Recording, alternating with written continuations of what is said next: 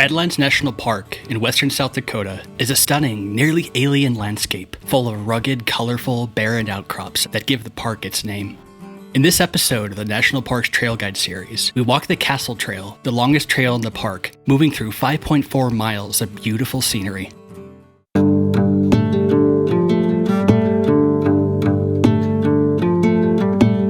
So I'm at Badlands National Park. This is a park in kind of central South Dakota. And as you can see from these rock features all around me, there are just all sorts of beautiful, amazing rock outcrops out here, and just plenty of amazing features, and you can dive into geologic time in some amazing ways. So over the next few days, I'm just going to be hiking some of these trails and bringing you all some of the amazing beauty that Badlands National Park has to offer. So first up is the Castle Trail. It's about 2 miles with the amount of daylight I have. I'm going to kind of stop at the Saddle Ridge area and should be able to see some really fascinating stuff. So come join me. From the west trailhead of the Castle Trail, you are immediately introduced to the strange ground formation so characteristic of the Badlands. Jagged desert features that have worn away most of the plains vegetation. Many of the outcrops in Badlands National Park emerge from the surrounding plains. You can sometimes still see remnants of vegetation surrounded by barren soil.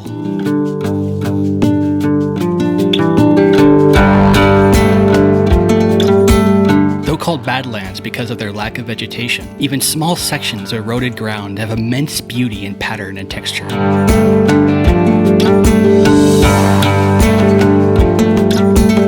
Often, the greatest beauty on the trail can be found between zones where the plains meet the exposed ground.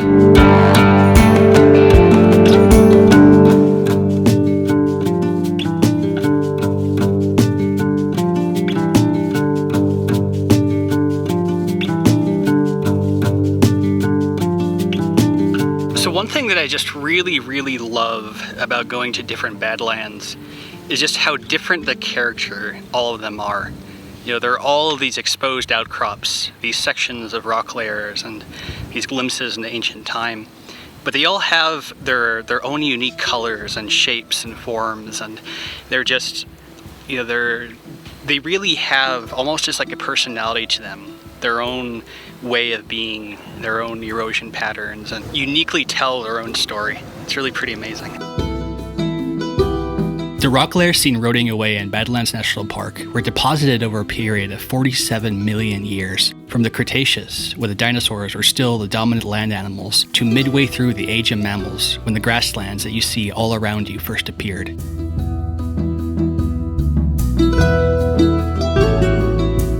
The Badlands can tell stories to those who listen.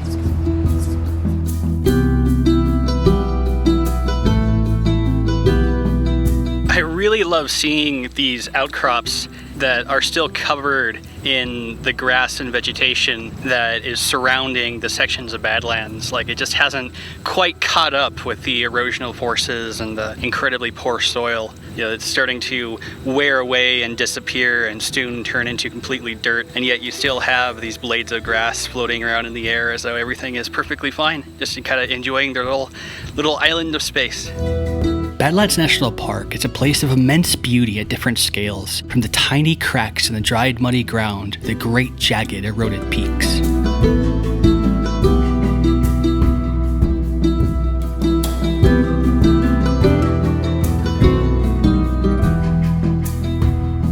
Much of the trail is flat, but searching for the small-scale beauty will immensely enhance your experience of the hike in between more dramatic scenes.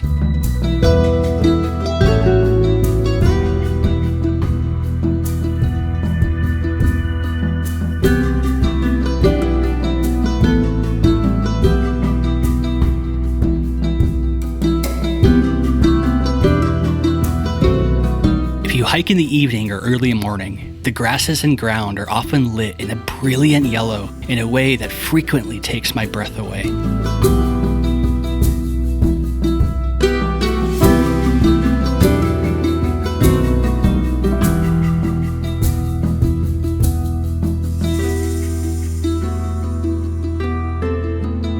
At about 2 miles in, you reach the junction between the Saddle Pass Trail and the Medicine Root Trail.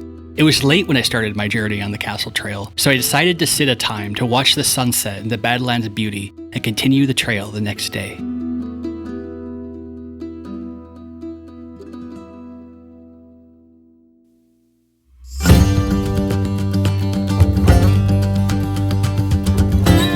To continue my hike the next morning, I drove to the Saddle Pass trailhead, which works its way 1/4 mile north up a very steep section of Badlands to the Castle Trail.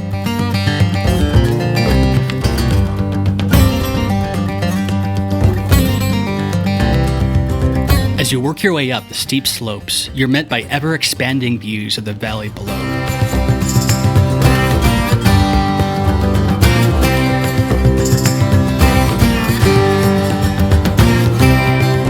The path at times can be hard to follow, moving past washouts and the outcrops. Keep an eye for deep blue posts that mark the trail's path.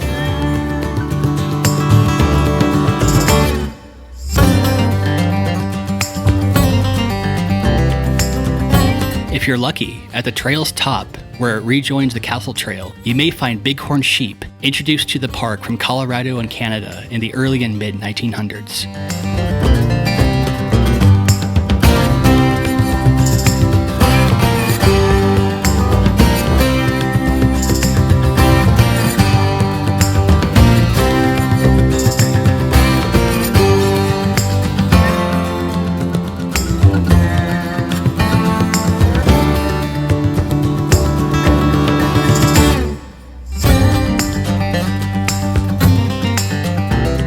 So day 2 and part 2 of the Castle Rock Trail. So I got a start this morning, wanted to get the second half of the trail so you all can see the full experience instead of having to stop halfway through. And on the way up there, I got some amazing, beautiful footage of some of the ram bighorn sheep that hang out in the park. And I saw the same last night, but I didn't really have my zoom camera available, and so the footage was not all that great. So I decided to bring in my camera today in the hopes of finding them, and I did indeed. So now I'm going to start on the second half of the Castle Rock Trail and see what kind of things I can find.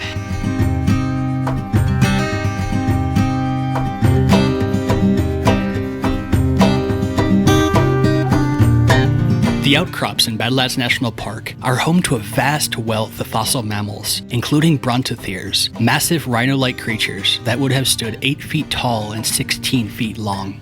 Though they went extinct long before humanity appeared, the fossilized remains of these animals were known by the Dakota and inspired stories of giant beasts that caused violent thunderstorms in the plains.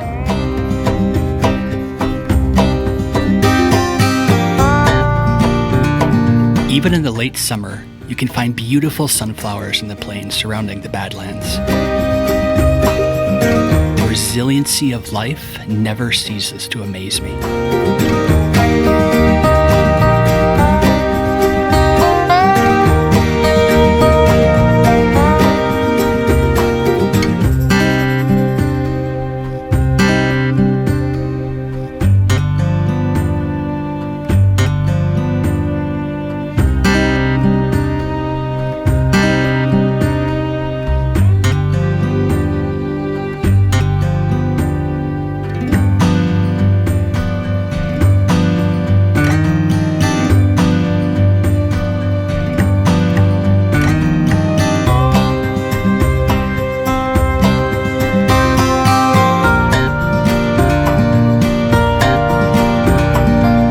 Walking, you may find signs that people are not the only creatures that use the park's trails.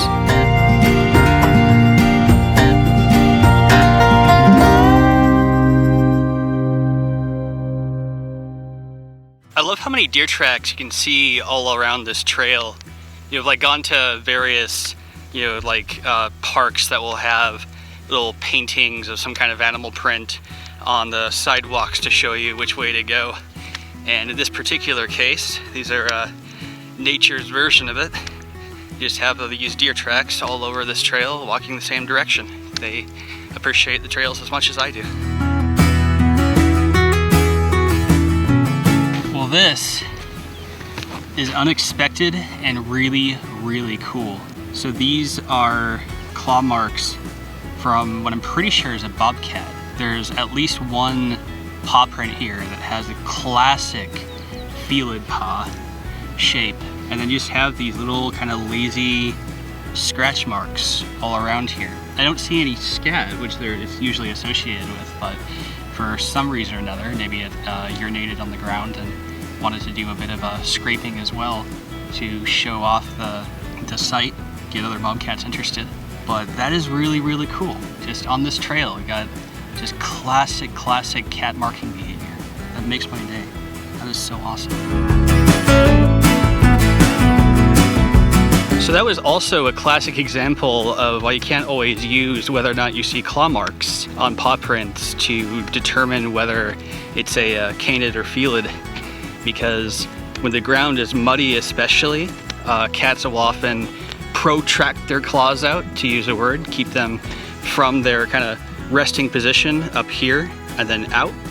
And so in those cases, they'll use their claws for extra traction on the ground. And so that was a classic case where it was definitely a cat track. It had that just classic cat shape with a C shape in the empty space, but it also had the claws present on the track. So that's pretty cool. Just past the junction with the east end of the Medicine Route Trail, the Castle Trail turns into a boardwalk and then crosses the old Northeast Road.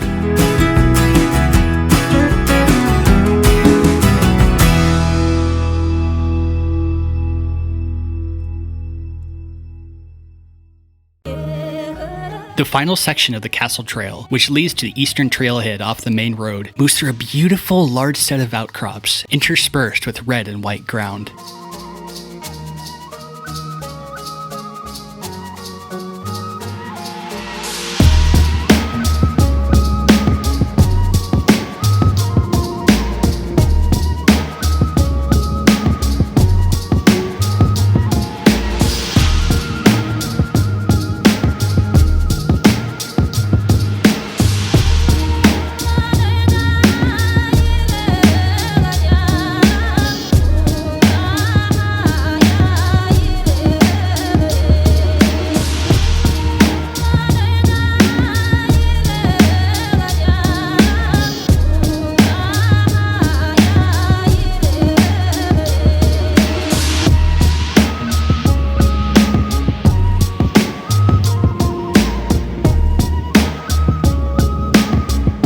The Castle Trail was a wonderful hike, and one that emphasized the enormous beauty that can be found in unexpected places.